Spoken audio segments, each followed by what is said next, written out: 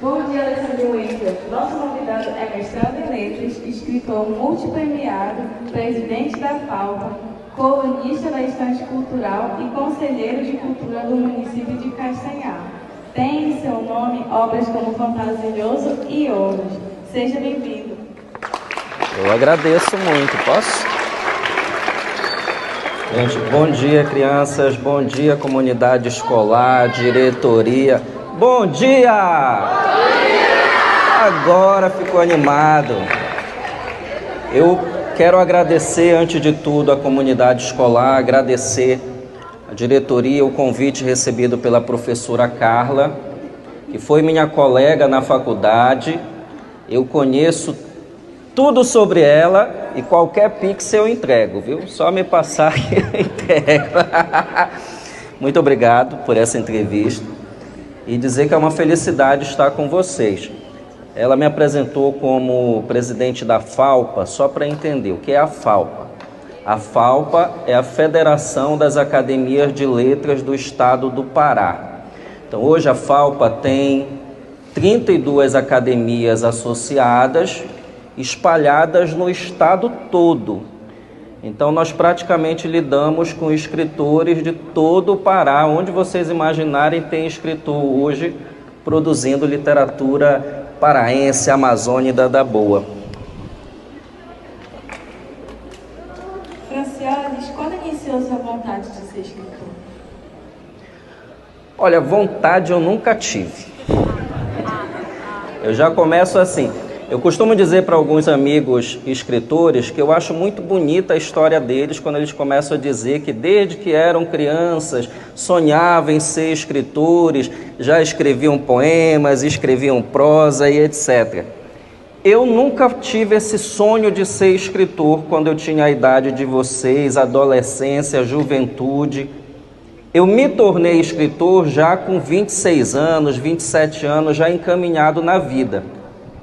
Agora, eu fui um leitor, eu sempre fui um leitor desde a infância, desde que eu li o meu primeiro texto, que eu lembro ainda que era a história de um pato, naquele nosso livro de alfabetização. A partir desse texto eu comecei a ter esse gosto pela leitura. E para você ser escritor, uma das características indispensáveis é que você seja um bom leitor. Aliás, para você ser qualquer coisa nessa vida, você precisa ser um leitor. Tudo que você colocar de sonho, você vai precisar passar pelo caminho da leitura se você quiser chegar lá. Se você quiser ser um advogado, você vai ter que ler. Se você quiser ser um professor, vai ter que ler. Se você quiser ser um astrofísico, vai ter a leitura no seu caminho. Eu sempre digo que não tem como fugir da leitura. A leitura está na hora em que você começa. Vamos imaginar que a tua vida é uma corrida.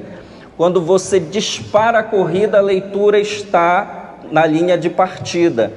Quando você chega, ela já está lá porque esteve o tempo todo correndo junto com você. Não tem como fugir. Então, eu sempre fui um leitor.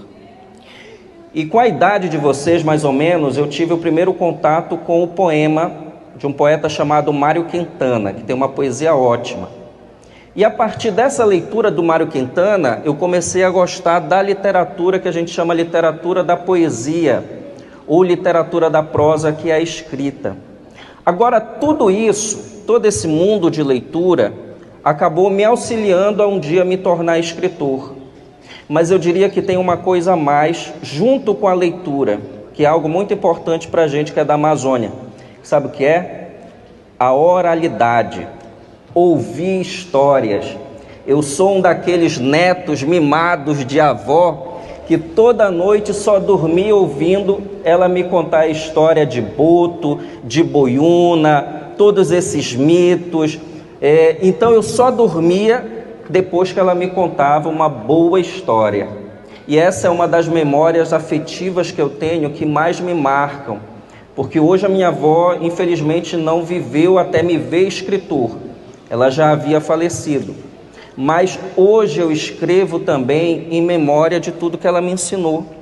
E eu sinto muito, assim, é uma tristeza que eu tenho, apesar de ser um entusiasta da tecnologia, apesar de ter um trabalho nas redes sociais muito forte de divulgação da cultura, eu lamento muito que hoje a gente está perdendo esse hábito do avô, da avó, que à noite conta uma história para o neto.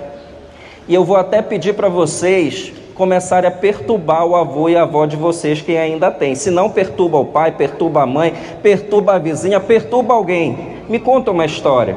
Eu quero ouvir você me falar uma das histórias que você conhece, Visagem. Me conta uma história de Visagem. Me conta uma história de alguma lenda amazônica.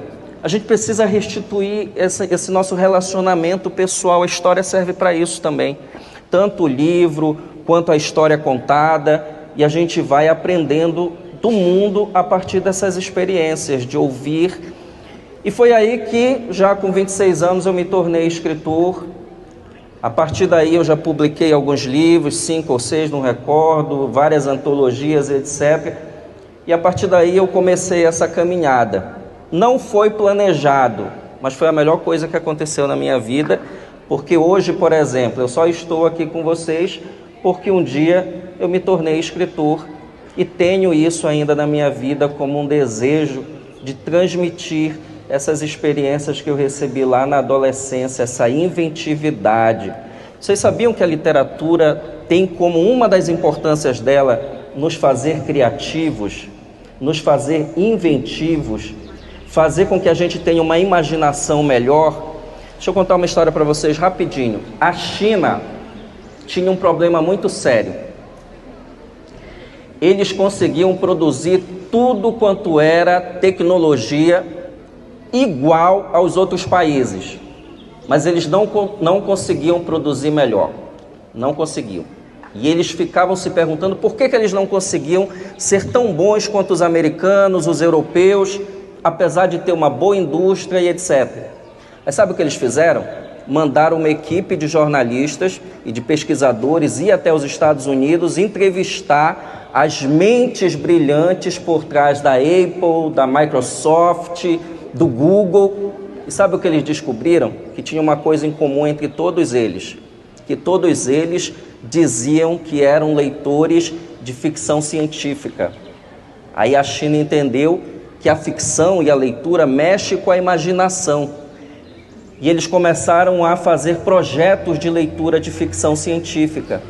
Isso já tem 20 anos. De 10 anos para cá, a China começou a estourar com o Xiaomi, com o AliExpress, com o TikTok. A imaginação começou a partir do momento em que eles perceberam que a leitura mexia com a inventividade.